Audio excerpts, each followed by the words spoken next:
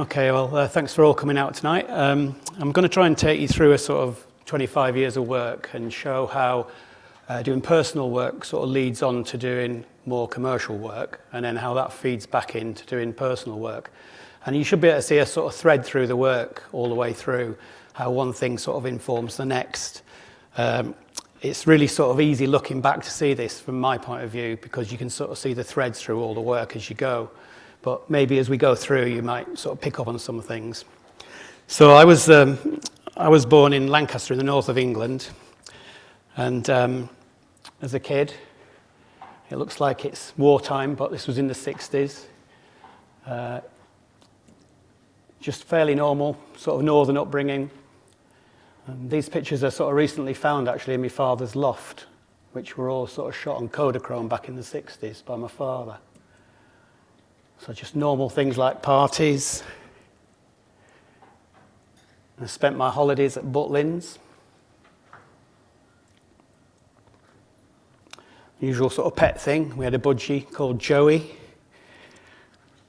And in my teens, I sort of started taking pictures of bands. It was sort of during the late 70s, during the sort of punk era. And I used to go to a lot of sort of small gigs and start just from the crowd really taking pictures. And it's really what has got us interested in photography. At the actual time I was doing this, I was on a course doing civil engineering, but not particularly liking it. And sort of decided that maybe this might be the way forward. So they're just sort of fairly, I consider them to be not particularly great pictures, but to me at the time, they were sort of quite significant, because it was the first time I realized you could get something back from doing the photography. You know, you shoot your sort of 35mm transparency slides, you send them off, about a week later they come back in the post. You know, 95% of them were terrible, but you still sort of got something from it. And I realized there was a sort of reward in it really, which from the civil engineering I used to sit there staring out the window all the time.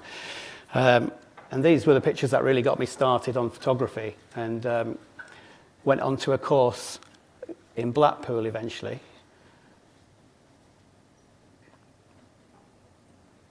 So Blackpool, I don't know if people have been there, Twin Town, Las Vegas, that's what they'll tell us anyway, and home of those sort of saucy postcards. But in the winter it was just a pretty bleak place that the students used to sort of run the place through the winter in the clubs and the bars, because nothing really happened. And then the tourists would come in the summer and it was a completely different place. As I was at Blackpool, we used to do different briefs, used to be given briefs to do all sorts of things. The course was pretty much a commercial course, and it sort of had a bit of an idea of what they used to teach you was that you should learn the craft first of all, and that's what they used to do, give you briefs, and then sort of copy the masters, they used to tell us, and then go beyond that. So we were given briefs for still life, and portraiture, and fashion. And throughout these sort of briefs, you just were exploring different film formats, different sorts of styles of work, all in the studios within the college, pretty much like it is now really, apart from we're always obviously shooting film in those days. And there was no real sort of, you used to have to process your own and print your own and make your own portfolio. So you did the whole process right through. My first photographic job was actually on Morecambe Promenade with squirrel monkeys, Joey and Queenie. And I used to sort of spend the afternoon down there taking pictures of the tourists for £1, try and sell them the pictures. And used to get a third for me, a third for the processing, and a third for the guy who owned the monkeys. And it was quite a sort of fun time really, because nobody really wanted those monkeys on them.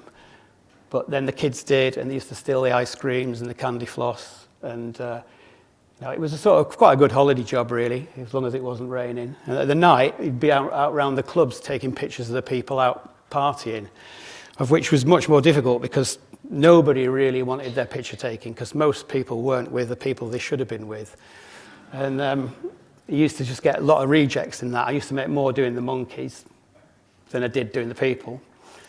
And sometimes you're not quite sure which was which, but it's a pretty rough place, Morecambe, during the summer. It's a a lot of people just coming in for the drink, really, and the sun, which there wasn't much of the sun. So at the end of the summer of the photography course in Blackpool, I'd been on some student release to London to work for a few different photographers. And one photographer was doing an editorial job, and he was photographing Joanna Lumley, I remember. And he took us out for cocktails after this, and I sort of thought, it's quite good, this. It's like, Joanna Lumley, cocktails, maybe that's the way to sort of move forward with the photography. So I sort of moved down to London and sort of went around the streets for a little while, looking for an assistant's job, ended up getting an assistant's job. Not quite what it turned out to be. I was working for a still life photographer and a food photographer. I used to spend most of my time just sweeping up, making the tea, loading the film. But these two guys, they used to shoot all on film, all on transparency. And, you know, you could really learn the craft from these guys were really sort of technically very good, knew how to light bottles, glasses, and food. And it was all sort of brand new to me, because what we'd learnt at college pretty much went in the bin at this point. So I started to make a portfolio at the weekends, going into the guys' studios, using some sort of spare bits of film and getting it processed for free, because assistants could get it for free, and slowly build up a portfolio. And first of all, I sort of started going against what they were shooting. So they used to shoot very clean stuff, which was all very bright and light and very technically crafted. And I started shooting fairly singular, mundane objects, which were fairly miserable. This sort of led on to having a portfolio through this style of work. But the problem with it was I got an agent, and she used to go out with this type of work, and all she would get back from it was how miserable it was and how depressing it was, and couldn't possibly commission this sort of work. It just didn't sort of fit into the sort of advertising or design world, really, because it was just too drab.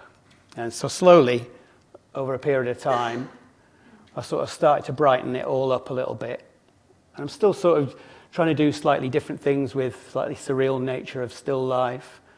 All these are still shot on very large format, 10:8, mostly 10:8, a bit of 5:4, and at this point, all colour transparency.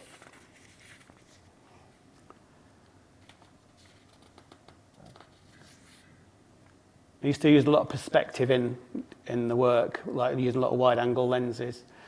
Again, it's just really mundane things, but when you started putting them together in a portfolio, you could almost see there was a sort of body of work there which was starting to form. And as I sort of brightened it up, I used to get a few commissions for design companies. This was actually a commission for boots to show the sort of diversity of the product range. And it started to have these little visual jokes in that I realised all of a sudden that my work seemed to lend itself to these little puns that were going on in the work. You get an advertising job for Heinz Big Soup, and the copy on that just said crouton. And I sort of realised that maybe this is it. It's like a visual pun, like the mundane object, but then the copy pays off the idea. That was for Mothercare. That was for Electrolux. And I think, you know, they put the copy line on that which says less energy than a 40-watt light bulb. And you can see how using model making and sort of set building, how, you know, these were built for real. So that's actually 12 foot high with a background to fit. And it was all done this way then. There was no real sort of Photoshop or no real CGI or... You know, we have a little bit of photographic retouching afterwards, but pretty much everything was built and shot for real. That one was for Sony. And it said, Sony's new in-car hi-fi guarantees you don't get stuck in one. And it's, again, a large jar with toy cars. And it seems like quite alien these days, because this is not how it works now with photography. You know, a lot of it is done in post-production, but these are actual physical things that would be an existing 10:8 transparency with no retouching as such. That was for Kingfisher toothpaste. It was a natural toothpaste, obviously trading off that idea of pearly whites. And this was for a Philips Lady Shave. Be proud of your pins. That was for a vitamin called Sexavit. Again, model-made bed, concrete bed. And this one was for anti-smoking.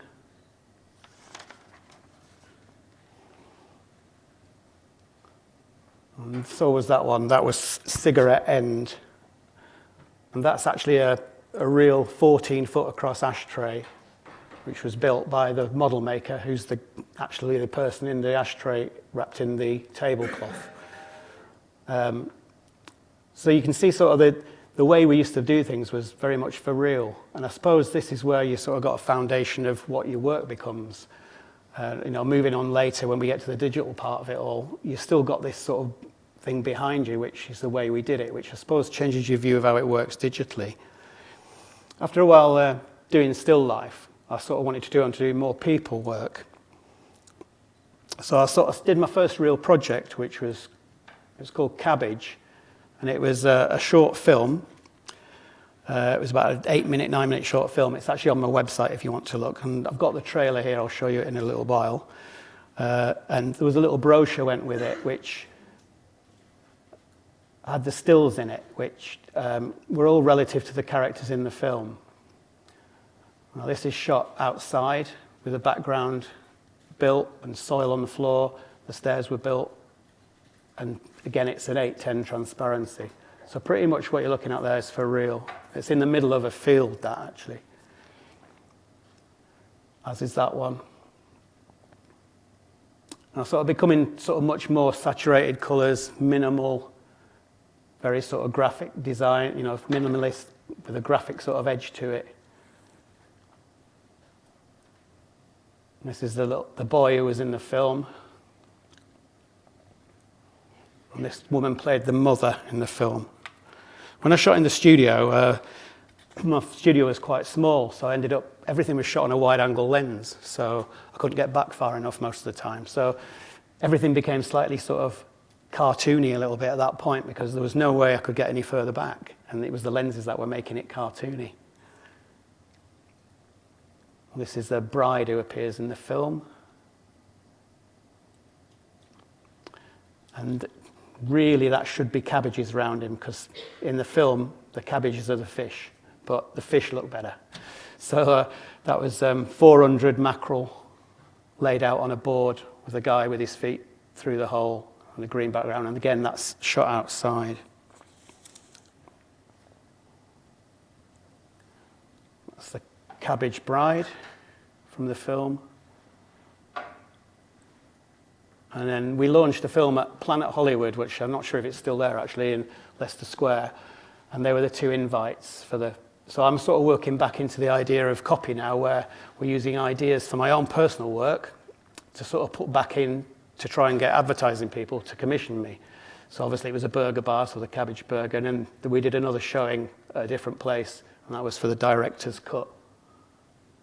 That was the poster for the film.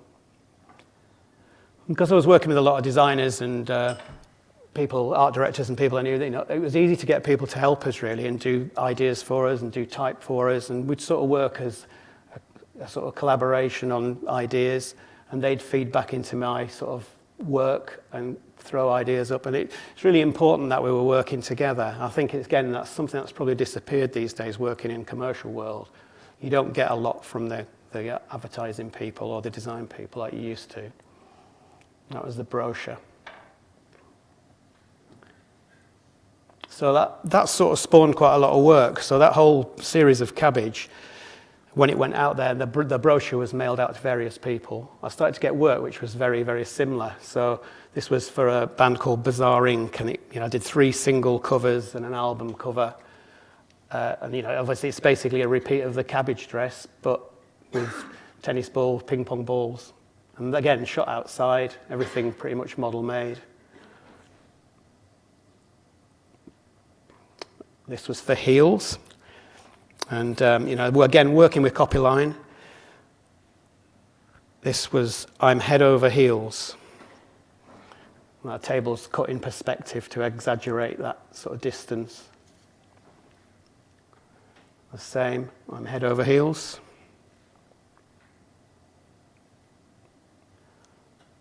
So these were quite good campaigns to get. They were on the tube. There was type on the right-hand side. So there were 48 sheet posters, the landscape posters, all over the tube. And so, you start to see your work out there. You can sort of learn from seeing it in a different space, because obviously you're shooting this in the studio with a piece of film, and then you see it out on the street, and you get a lot more from it when you've removed yourself from it. And it sort of teaches you quite a few things about moving forward with the next pieces of work. That was for Antico, for floors and stairs. Computers just starting to come in now. It wasn't Photoshop, but there was some sort of high-end systems you could use. And this was all slightly trimmed down to make it all very angular, because it was a sort of design product, and that was the sort of look they wanted on their campaign. So you're going through sort of casting process, and then you'd have wigs made, designed and made to sort of fit into the shapes, and all the shapes were discussed, and everything was sort of art directed, really sort of tight together. And then there's been bits of stretching going on with the computer, because it was new at that point, so you sort of felt you could sort of experiment with various sort of methods that you'd never had before. So it's sort of opening it up to doing stuff that you could never really do straight onto the film. This was for a shoe company called Johnny Moke, and their copy line was, "You won't want to take them off." And similar with this one.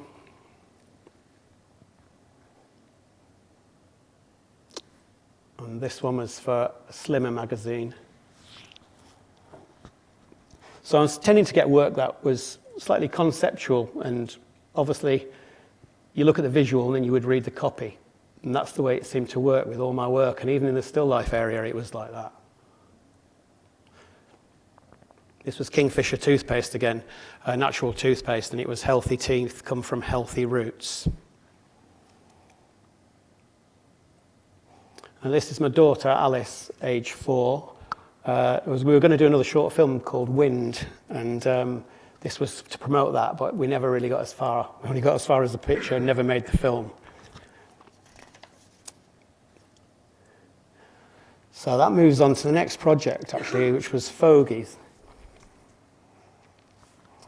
So following on from what I'd learnt with the Cabbage film and the Cabbage series and some of the still life, it was the sort of idea to sort of try and do a book and an exhibition of work this time. So try and expand it into a bigger piece of work. But it started pretty much similar to the Cabbage film, with just simple backgrounds, but a bit more people-based. This picture's called Dez's First Date. It actually got in the Portrait Awards in 1997 at the National Portrait Gallery. And Des was from Cambridge, and he came down to London with his wife, Janet, and walked into the National Portrait Gallery, and the person on the desk said, "You're in the third room on the right." I think he thought he was famous in London, but not in Cambridge. And I don't think he'd even been to London at that point, actually. These two ladies used to work at John Lewis for 40 years and used to go to work dressed like that every day.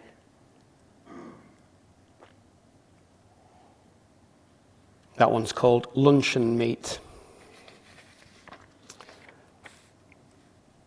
88 and 92-year-old women, playing off the sort of idea of Women's Institute, wartime food, a little game of chess. That's called 6 Feet Under. And the funny thing about doing these pictures is these guys, the model maker I used to work with, who was up in Cambridge, he used to get these guys from his local village, and they'd love to be in these pictures. And they'd come along on the day, just sit them there, walk up, put the hat on, never even questioned what we were doing, just had a little chat, we shot the picture. It was just a day out for them, really. But it's a bizarre experience, like they didn't ask any questions, what are you doing, nothing like that. You just... That one's called Marigold. It's quite topical. It's Charles Between the Sticks. So we're having a bit of fun with the titles here. I mean, I got to the end of the project and we sat down one day and just sort of named them all. And just sort of playing off the puns, really. That's Lou at 85. He was being towed behind a truck and I was in the back of a truck, actually. And there was a little stick which was retouched out, which he was being pulled along by down a road, down a little narrow road. But again, quite happy to just sit there. That's called Retiring.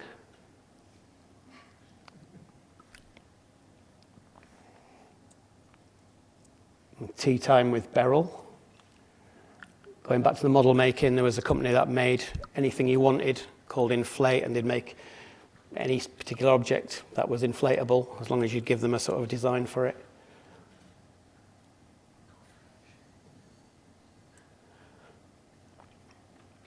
That one was actually called June, so that's actually called June in February. And that's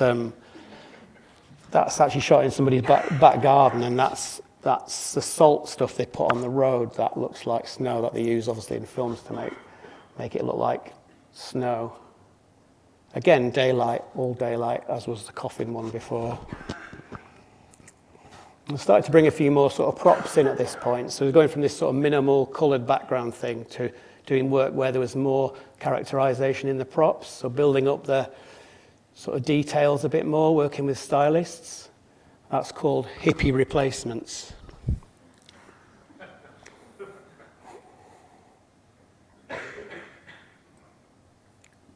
And similarly, that's called Game Boys. That's in the studio, full set build and props. So I've sort of opened myself up here to a completely new thing, which I was just dealing with before. Simple background, plain colour, people stood in front of it. All of a sudden now trying to make much more characterization, dressing them, propping them, and trying to sort of get the sort of backstory going much more.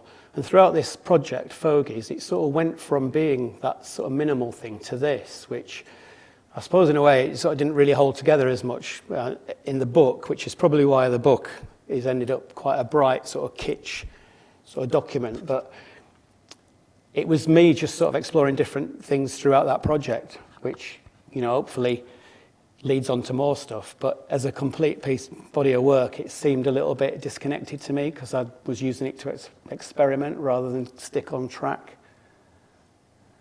So that we launched that at the ICA. We had one evening where we had the pictures up and an event. A special sign made. We had the guys dressed as security guards. I think there was an installation room where there was a guy playing an organ, and you look through one of the windows in the wall to see him playing as if he was in his little room. Dinner ladies serving sausages on sticks and Battenberg. It's sort of all themed along the idea of Fogies.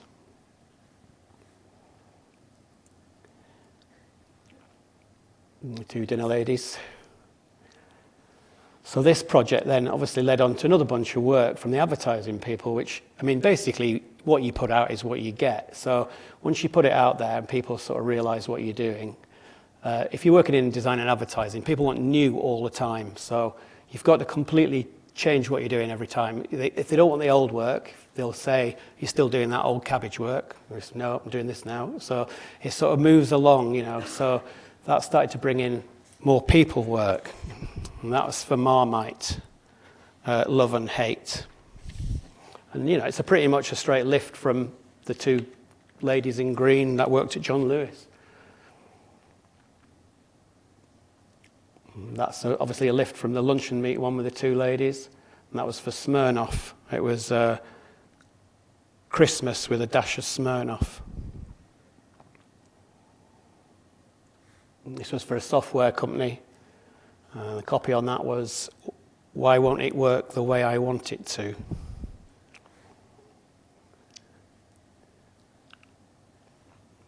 This is for Malvern Water, not quite Middle England. And the same with that one.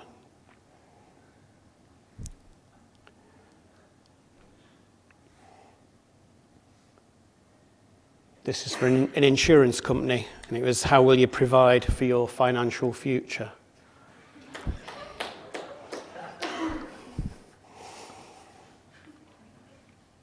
That's actually a job for America, actually, and so the casting was particularly, they wanted it, well, they said it was like New Jersey, which I think is the sort of equivalent of what they say about Essex here.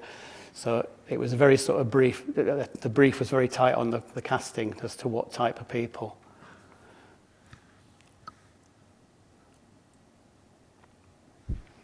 So that was for a drink called Carbro Force, all the energy you'll ever need.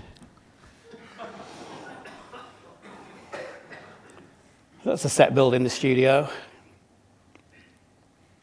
And, you know, obviously people are giving me these jobs because they've seen the Game Boys picture with the two old guys. And it's just a mixture of all these things which brings you the work.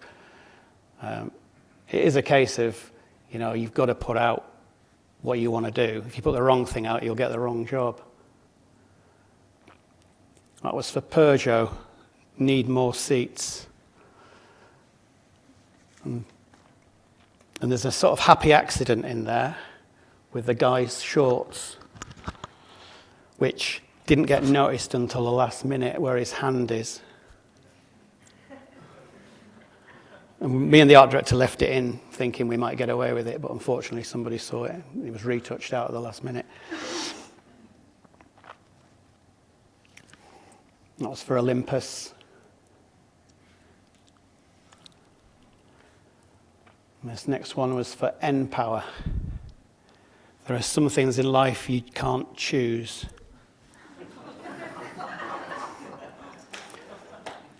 And that, I mean, the casting is interesting on this because the mother and son came in together. Obviously, came in for the job together, but the dad brought in some other kid actually, and he got the job. He didn't come in for the job, but he got the job.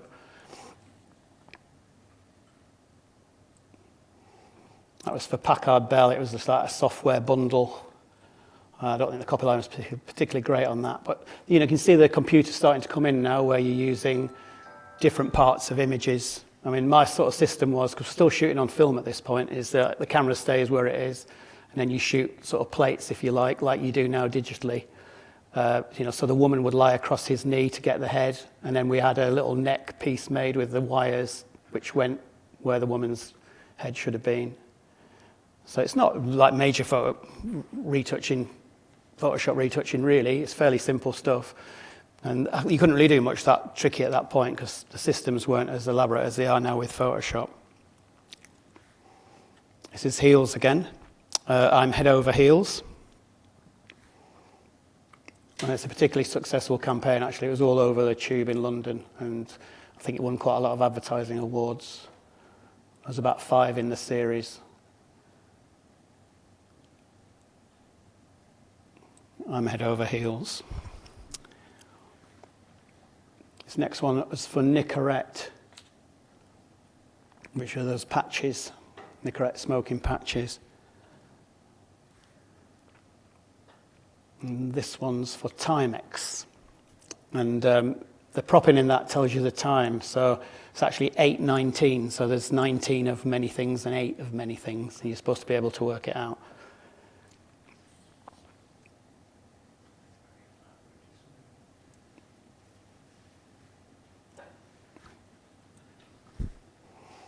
There's a little job for a design company called Big Biscuit. And we actually made the big Rich D finger.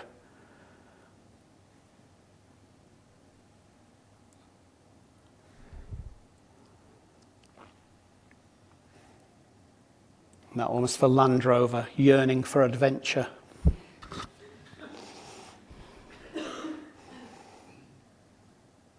And this is for Surf washing powder, stains happen.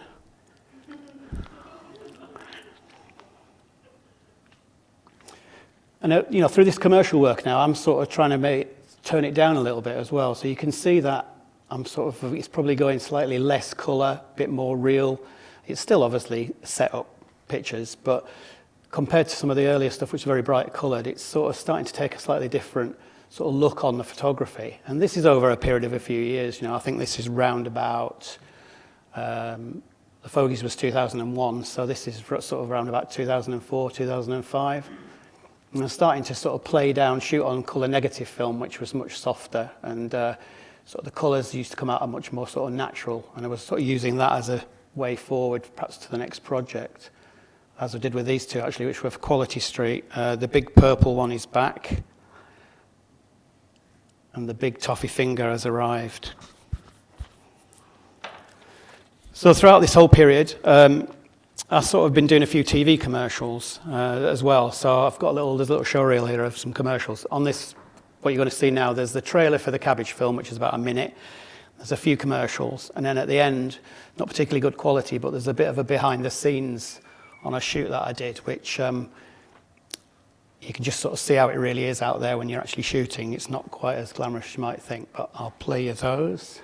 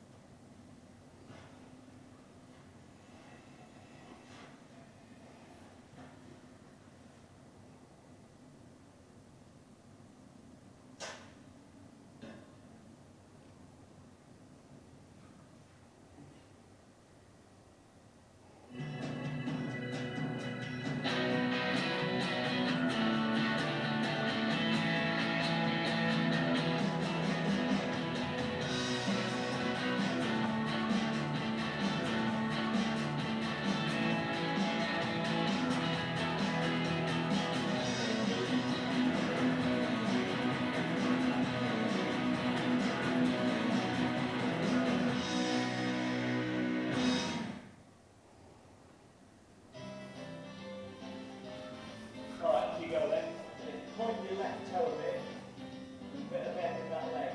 Okay, the knees together with that little bend in the knee, and flip your elbow, that elbow up. So straighten your right leg towards the headlight.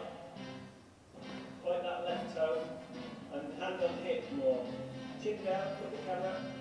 That's it. Brilliant. So that's a few little films that obviously the Fogies managed to get appearance in some of those as well, some of the people from the Fogies. It was sort of experiment with film as well, all the way through. It's just all sort of a research project, really, like you're just trying different things out. And all this sort of work then feeds back into the next project, which obviously, as I said, I was trying to make a bit more of a subtle sort of approach to the work. So the Thrice Removed book, which was more about a sort of observational sort of piece, really. I'd sort of a list of things that I'd observed and used, and used to basically what was around me at the time, you know, and sort of used these ideas to create this book. I'd sort of weave two things together sometimes and merge things into one image. Then I'd work with a copywriter on the words at the end, because he sort of asked me about how I got to these ideas.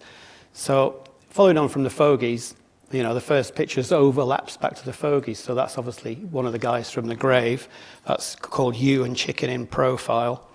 And, you know, we just thought Hugh looked like a chicken, it's simple as that. And then when the words were written, you know, he wrote things like polo neck epiglottis, American Gothic, polyester beak, and only their mother can tell them apart. And, you know, when you start putting it with those words, which in a much subtler way in the book, you sort of see where the ideas come from. This one was man in leather on horse on coal. And, you know, the idea is simple, that we just thought the guy I worked with, we just thought Shire horses looked like Goths. And so we just played those two things together. The words said 40 Shades of Black, Brothers and of Sisters of Mercy meets Dick Turpin, and Bondage Up Yours, which is also a reference, that's a reference obviously to a song, but it's just where it all sort of comes from together. And so I'm just inventing these scenarios really to sort of suit myself for things, little ideas I've seen, little things I've seen around, and bringing it all in and mashing it all up. But then obviously shooting it in a very sort of naturalistic way, so as it feels like it's not so staged. So for me, it's quite a step away from the stylized stuff you've been seeing with the Fogies and the Cabbage film. That's called The Stewart Offspring on Dry Stone Wall. And again, cloning, sheep, another brick in the wall. The way you hand me down, everything gets handed down. You know, a little comment on sort of globalization there, where everybody's wearing the same things. That's two boys playing Iraq in Hedge. You know, Where's Wally?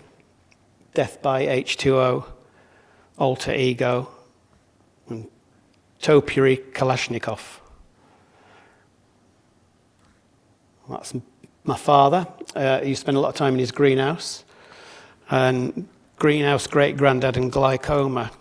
And he sort of, he had an age-related macular disease, and he sort of used to spend his time in his greenhouse. And I just thought it's funny that his specs were steamed up and he could hardly see anyway. But, you know, it was warm in the greenhouse and the steam would be there, and he couldn't see, but he couldn't see anyway. It was just a sort of odd sort of combination of things that created that picture. Cryogenically frozen, that came into it. Alien in allotment. That's sisters in scarves eating Pimlico chips. And this was a stylist who I worked with and her sister, and they lived in Pimlico, and she was always talking about hunt fashionistas, hounds in 4x4s, blood ketchup curated by Harry Ramsden.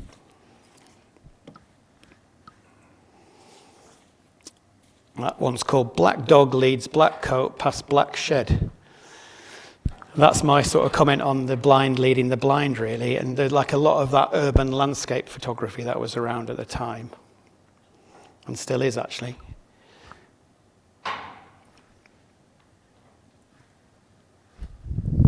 Man sitting on stump with his back turned.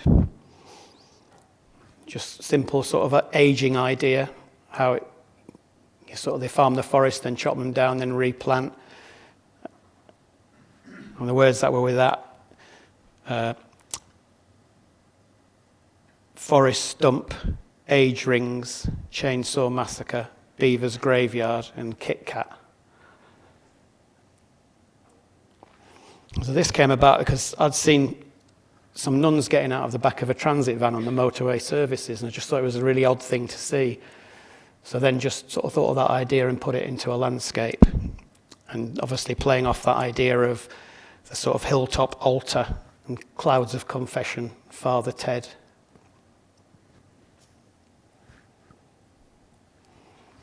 This artist in suit as train passes by. And I just sort of knew this bridge where the steam went, when the train went under, the steam came across the bridge. And I'd sort of merged that with this guy who was a friend who had this sort of hair that looked like steam. So again, just an amalgamation of two ideas and putting it together and trying to create a sort of interesting portrait from that. Sort of back to the cigarettes thing here. Redhead boys between high tar shed. And that was from a picture of a scene of some 1930s dockers smoking behind a shed. And it's just repeating that in a modern day sort of setting with guys who look like cigarettes when they're in their cricket whites. You know, on the right there, the paving looks a bit like a filter tip. So sort of building up these sort of layers of interesting sort of backstory almost that are there if you want them, but equally it's just two guys stood by the shed. This is Dead John Dory and Drop Dead Girl. Again, going back to my daughter Alice, who was going through her emo phase at this point. That's another one that got in the Taylor Wessing, actually. It was, I think that was got 4th position, I think, in 2007, I think it was. Came 4th. And then 5 girls, 4 cartons, 3 cups. And I sort of noticed how all my daughter and her friends were always just sort of texting each other and not talking. And then looking around, but not sort of communicating. So sort of antisocial networking, united by hair, 1 cup, 5 colours, Nolan's meets Girls Aloud. So after this book was done, we did the launch event. I had 4 live performances of the images. So the girls sold the books. We had a goth and a horse there.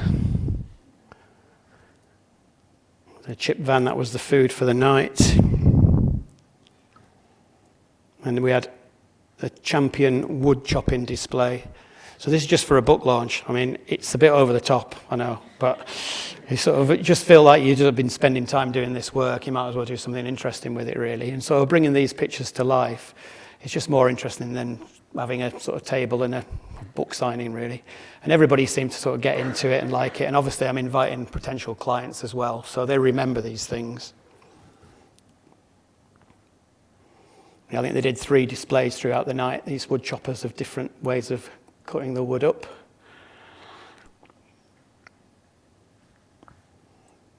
There was beer mats made with all the words on. Well, at the same time as this project, I was running another little sort of series alongside it, which was much more studio-based or location-based and lit more with artificial light. This was called Indecision, and sometimes you sort of find it difficult to put everything into one project but you have ideas as you go in along and you think, well, that won't fit into the Thrice Removed project, so what do I do? So we just sort of do things alongside it and see if anything happens with them as they become a series. This is really just an experiment in sort of styling almost and propping and now making things sort of link together again.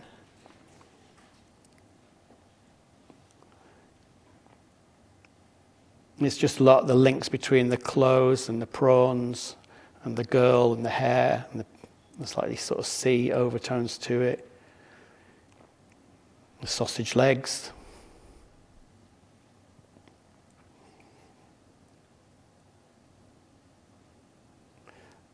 These again are all shot on colour negative film on large format, all on 10x8.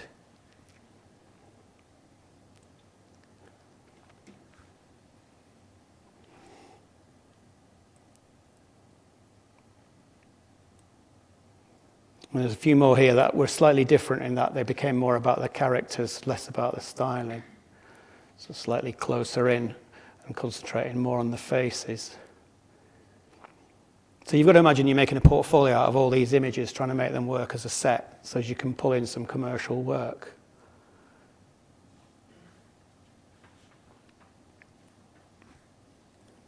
So the work that followed this little sequence, and this is all around about sort of 2007 to 2010, 11. This was for Poker Live, which was Become the King of Bluff. That's the same, Become the King of Bluff.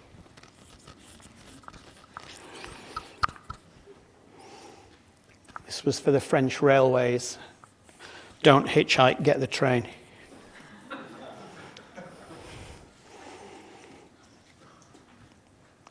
It gets worse.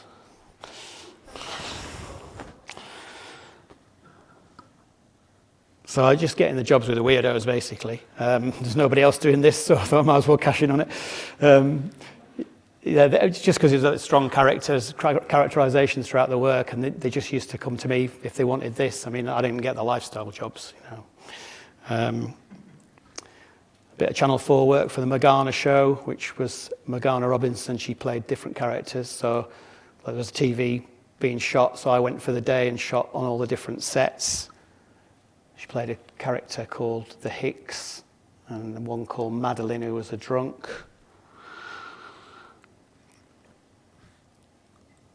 That one's for Cambridge University magazine for the exam issue. It's for the exam nightmares.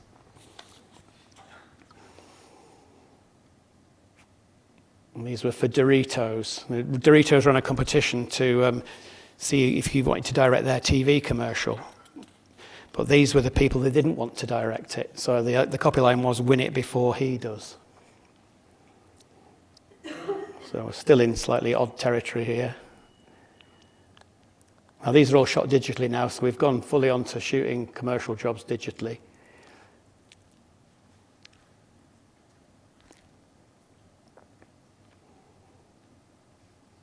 This was for Sol Beer, Free Spirited. There's 3 in that series, actually. The third one was Che Guevara, Andy Warhol, Alice Cooper.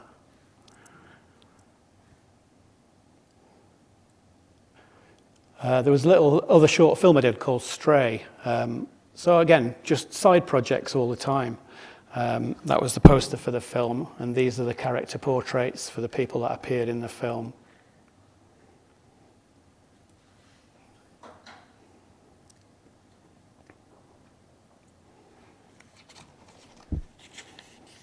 So there's a few more films to see now. So there's a few commercials here, and there's a couple of trailers, one for the film Stray, and then there's a trailer for the next project called Teenage Preoccupation.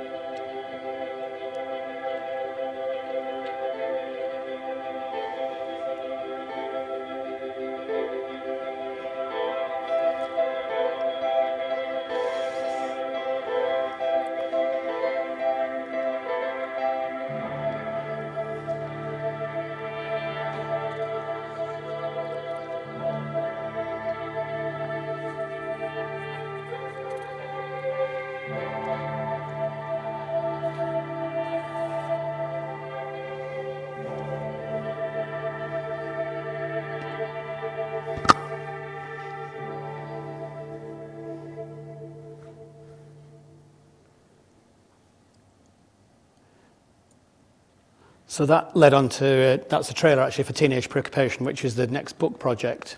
And that really came out of the previous picture from the Thrice Removed, which was the 5 girls picture. So I sort of really noticed, well, having 3 teenage kids around us, I'd noticed like a lot of interesting things going on, and obviously with the technology going the way it was, and this whole sort of new system of sort of communicating that was going on, and the way they all looked, I just thought I'd sort of try and document that really. So this is called Teens in the Waiting Room, Heads Up, and it was organised by my daughter on Facebook, and I got them to my studio, and they all had beer and pizza, and we sort of did the shot. And they were all sort of from an art college, Kingston Art College, actually. So I was really just trying to sort of see what I could do with a different bunch of people. From the Fogies, obviously gone completely different to the sort of young end of the spectrum. That's the same bunch with the heads down. Again, I'm still shooting here on large format 10:8 on negative. Guitar heroes, it always struck me like, why are they playing a game when you could actually be playing the real guitar? And it's sort of a bit of a parallel with photography, really. You're sort of losing the slightly craft skills somehow.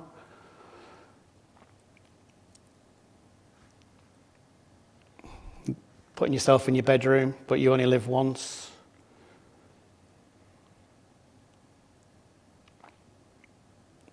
It's just connected to the web all the time.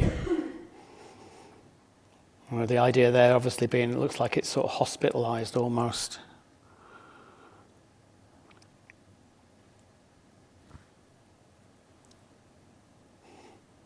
Sort of fashion, comments on fashion. This girl had braces on her teeth, and there's the gates, and I was sort of, again, playing off the similar things to Thrice Removed with the backgrounds and all the little links that tie in together, the laces, the gates, the rips, the braces on the teeth, the zips. So choosing people to shoot and then trying to set them in a scene where I could sort of get more from it for myself. And I sort of like to do this sort of layering thing where there's much more to it than a straightforward picture. So you sort of take an initial look at it and then it draws you in and you try and find the details. That's called Zach and Harvey out in EC2, 15-year-old guys. I just thought it was funny that he was on the trapdoor. Again, back to the fashion idea, the lines, the railings, the idea of the sort of career ladder, seeming quite short at this point.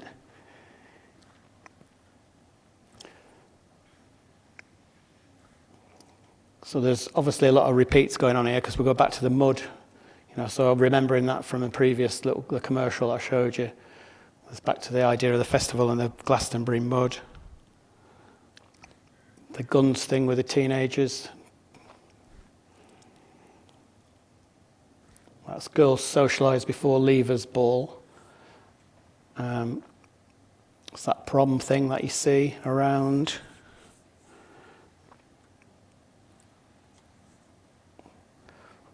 Everybody's wearing hats and check shirts in Hoxton.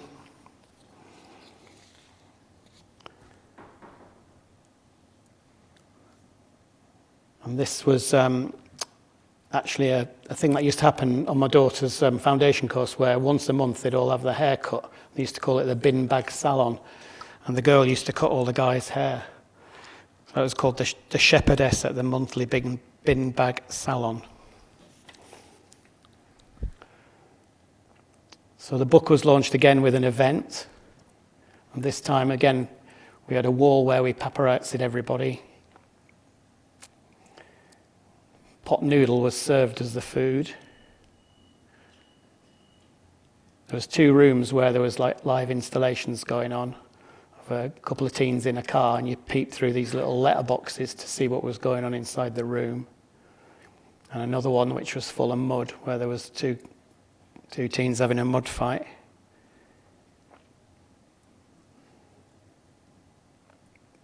So it's just, again, playing off the idea of teenagers and sort of trying to get more out of an event and make it a bigger piece for people to come and see so they remember it rather than just a book launch. I mean, I'm trying to appeal here to sort of commercial clients and trying to get work. So you're just trying to make them remember something from the night.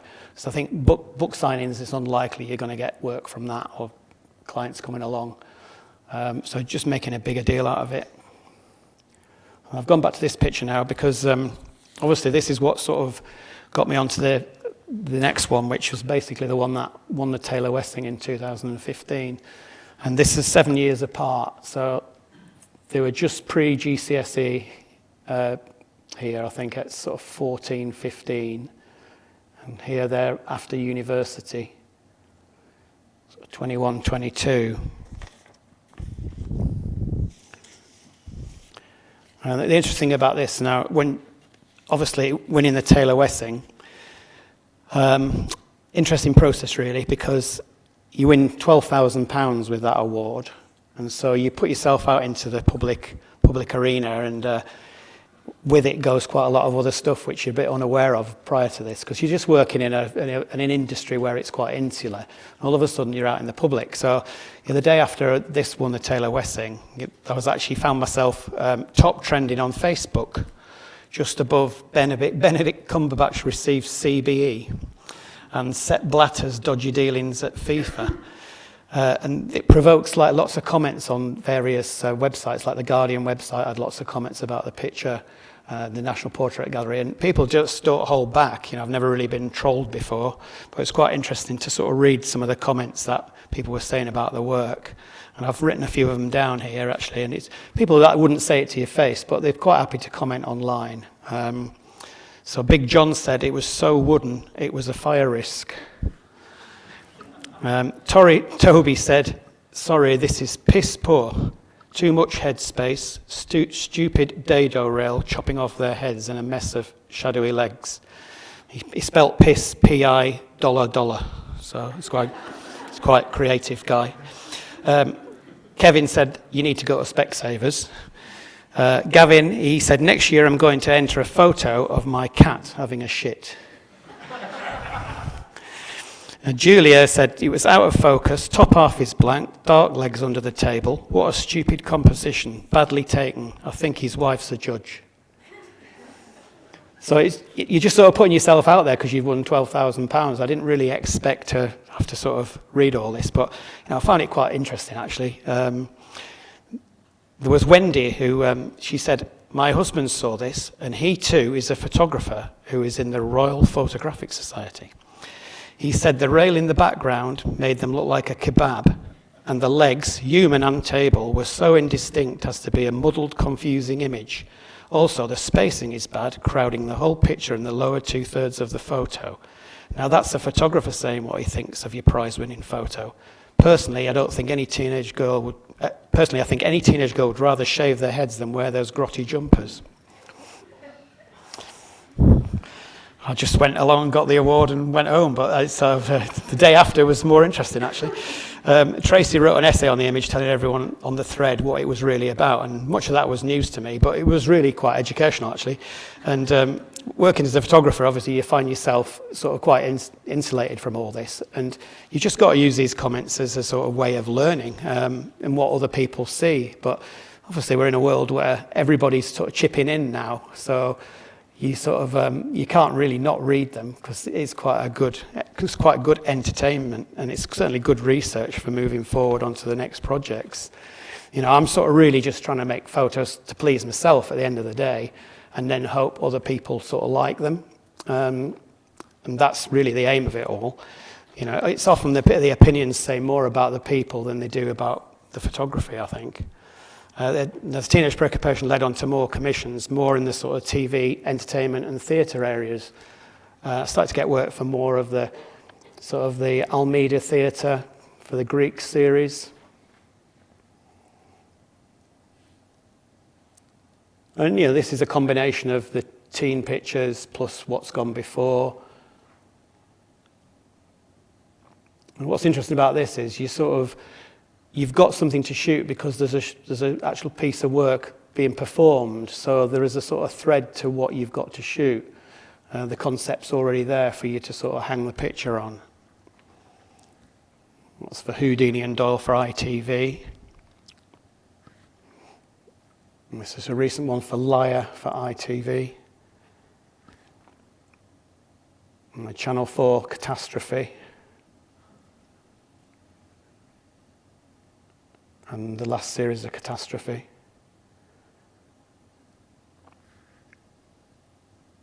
So National Theatre, George and the Dragon. And Mosquitoes at the National Theatre. And there's quite a recent one actually, which is, I think, is on next year, called Home, I'm Darling. That was for the Globe, 12th Night. And this is for something that's on at the moment called Romantics Anonymous at the Globe. So this pretty much takes us up to date. I thought I'd show you a few images from the latest project. I mean, I'm only about halfway through it, and there's 4 images here that I can show you. So with the changes throughout the advertising industry, I thought I'd sort of turn the camera around back on these people, really, and hold a mirror up to the people in the ad land. So this is sort of what it feels like these days to walk in to an advertising agency. It's become sort of like, it's like Mad Men, but sort of sad. It seems that it's not quite what it was and fairly sort of fake, a lot of it, and to me anyway, and the people don't seem to be that creative anymore. It's all about coconut water, wasabi peas, and mean juice, and not really about any ideas anymore. And the creatives at the back with the beards and headphones, but the other people that are really running the agency are the planners and the money people, and the people who do the research, such as these, fruity, cheesy, smooth and bland.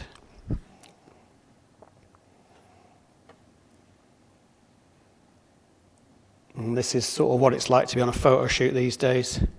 Apart from this, about a year old, and I think now you can almost double the amount of people that turn up.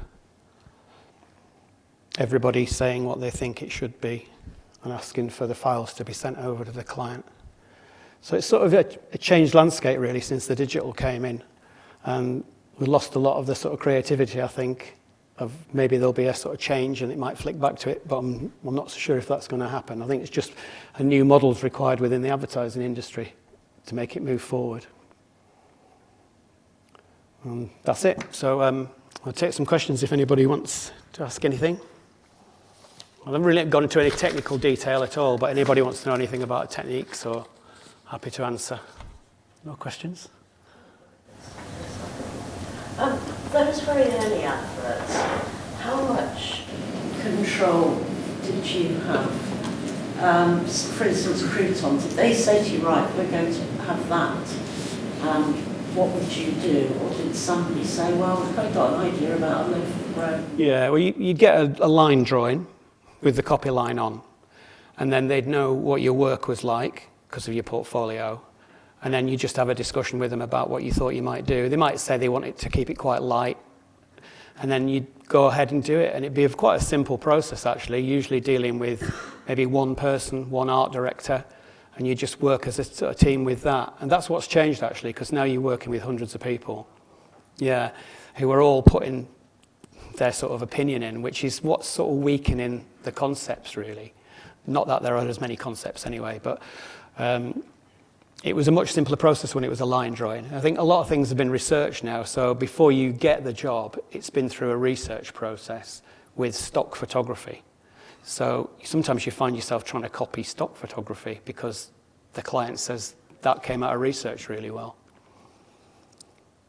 So it's just ended up with a lot more people involved than it used to, basically, which isn't a good thing for the work.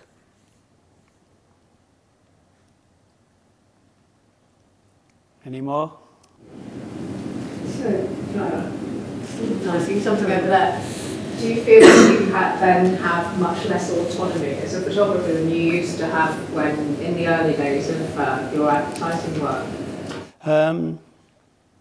Yeah, probably, yeah. I mean, it sort of just seems like it's drifting away a bit, like you don't have the chance to sort of get involved perhaps as much in it it's sort of done before you've got it, whereas they used to involve you, which, you know, it's meant to be art direction, so you choose the person and then you get the photographer you think should be able to deliver that idea, and you make that decision, then you should be able to leave them alone after that. But that never seems to be the case in these days. And even the creatives themselves don't really know. I mean, they're all under so much pressure, and you know, they worked very hard. I don't think they're paid particularly well for the hours they do. It's all about sort of deadlines, turning stuff out very quickly, quick turnaround, lots of different, you know, they call it content now, so it's one size for everything, which has also made it less interesting because it has to work as a banner on Facebook, as a poster, as a magazine advertising, you know. In the old days, it was sort of a shape that you fit. You know, you had a shape, one shape to fit. Now you've got to fit every conceivable shape because of all the media, which again makes it not easy to compose photos, which why we end up with photoshopped things that have been moved around to fit spaces. So they kind of hang over your shoulder then, these vast hordes of people, Yeah. all putting their two pens in. Well, there's a sort of hierarchy in it. I mean, the art directors will hang over your shoulder and then they'll go back to the next level and ask what they think, then they'll come back and relay it to you. It's like a continual sort of process of people trying to satisfy each other and look like they're contributing, I suppose.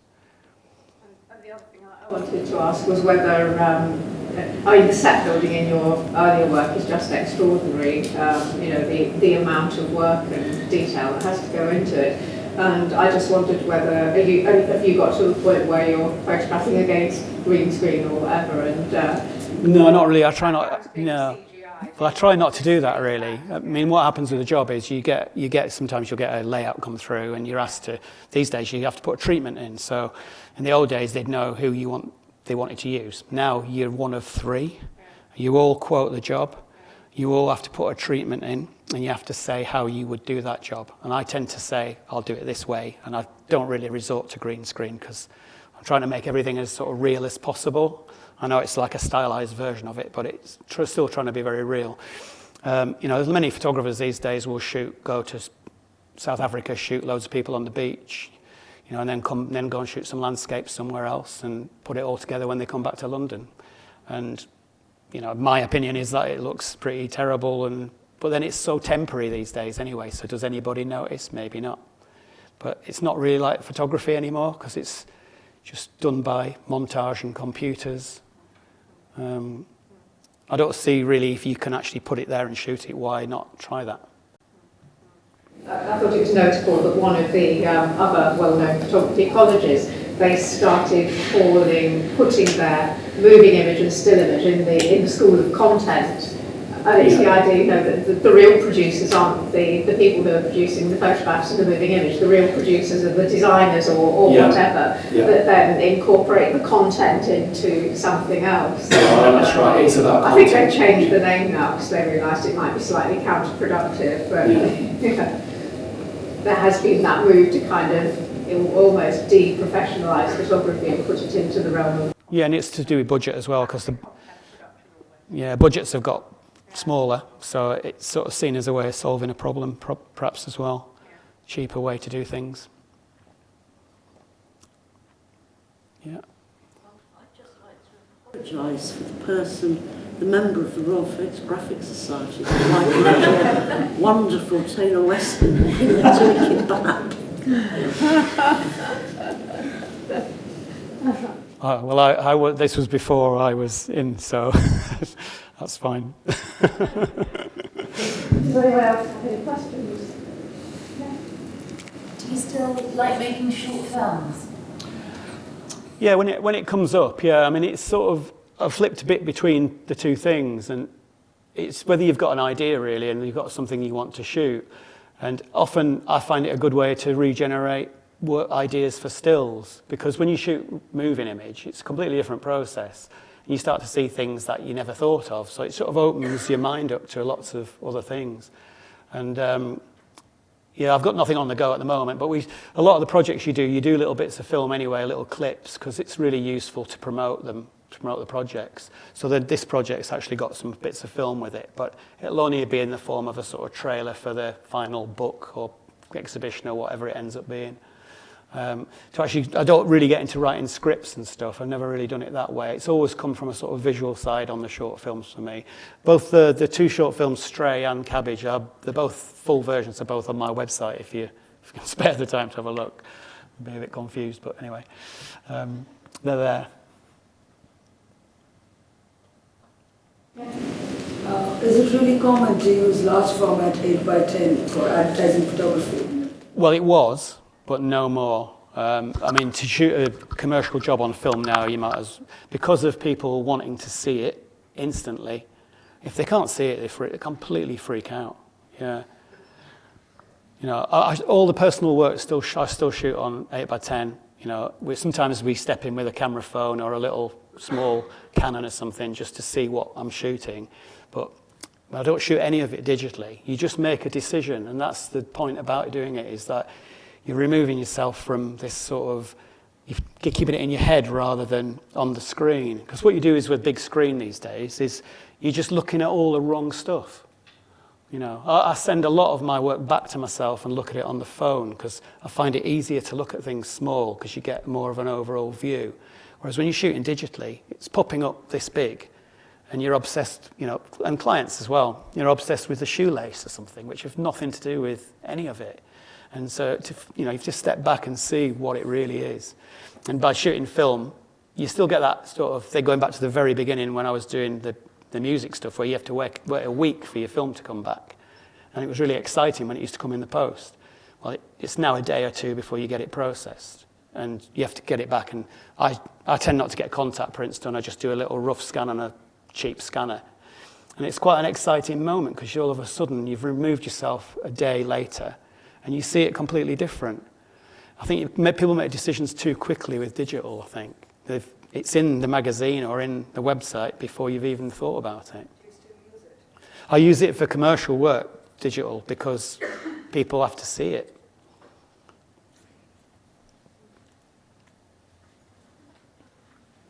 Thank you. It's a nice way of showing your work. I was wondering, how do you promote yourself? Is it different from back then, I suppose? Well, yeah, a lot of way back, it was printing out brochures, mailing everything out. So now I suppose it's social media. And it's sort of, for me, it's a bit of a necessity rather than something I don't like to do because it is time consuming. And yeah, I do it myself. And you sort of try to keep your story straight so as at least people get something, they know what you do. You know, like, I know that a lot of art directors these days they do use Instagram, for example, and they'll just flick through it. And if they see something they like, they mark it. And then if they've got a job comes along, they'll go and look at their website. And it's sort of, that's the way it works. Everybody's just working with this quick process now. And I think, you know, even websites, portfolios virtually disappearing because you can't get appointments, nobody's time. Everybody's working too hard. And even websites, I think, that's the next stage, I think. You might find somebody on Instagram or on social media, but then you'll go to the next stage and look at their website when you've got time. And it's a necessity rather than, like you say, I'd rather not have to do it because it does take up a lot of time. Do you feel like you're stuck in one specific style, or do you wish sometimes that you could experiment with something really different, but you are not allowed to because you get your work because of your unique style? Well, you can experiment on personal projects, obviously, and you don't have to put it out there. You can experiment until you're happy with it. But it's the way, I suppose it comes back to the way you shoot, really. I mean, because I'm shooting most of the personal work on film, that process is a set way. And because it's large format, there's not a lot of room to maneuver with that. I'm not shooting documentary style. And when I've tried it, I've never really been happy with the results. I sort of find I get more out of this process. So, and it almost seems like too late now to sort of change that. You're just sort of developing the content rather than the style in a way. So you're just looking at different groups, different people, and it's more of a social documentary in a stylized way rather than completely changing your style. But after you've done a few things, everything feeds back into each other, so you're using parts of what you know from through the whole timeline. Sort of like a brand as a photographer. Was it difficult to find your brand as a photographer? Yeah, I think it sort of developed. I think it sort of developed sort of naturally, as you can see through the work. I mean, it just followed one thing onto the other. You sort of have to keep reinventing a little bit, but I think I've started doing that by using different subject matter rather than changing the style.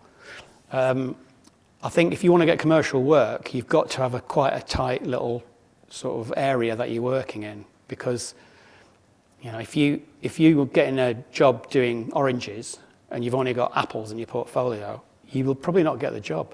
I mean, it's that ridiculous. People will say, you know, he hasn't got any apple, you know. They want to see the picture before they've done it because they don't want any risk. And that's the climate we're in. There's just a no-risk climate. You know, people want to know it's going to work and they're going to get their money's worth. I think it was a lot freer when there wasn't this sort of pressure on from, you know, it's become a bit more about the money and the client end rather than the creative end. The sort of balance has shifted. I mean, hopefully it'll shift back because it feels like it's going to come to a head and something's got to change. But I think, you should concentrate on, to get work, you need to be fairly narrow with what you do.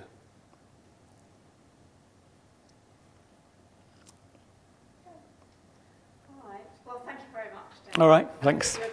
Good.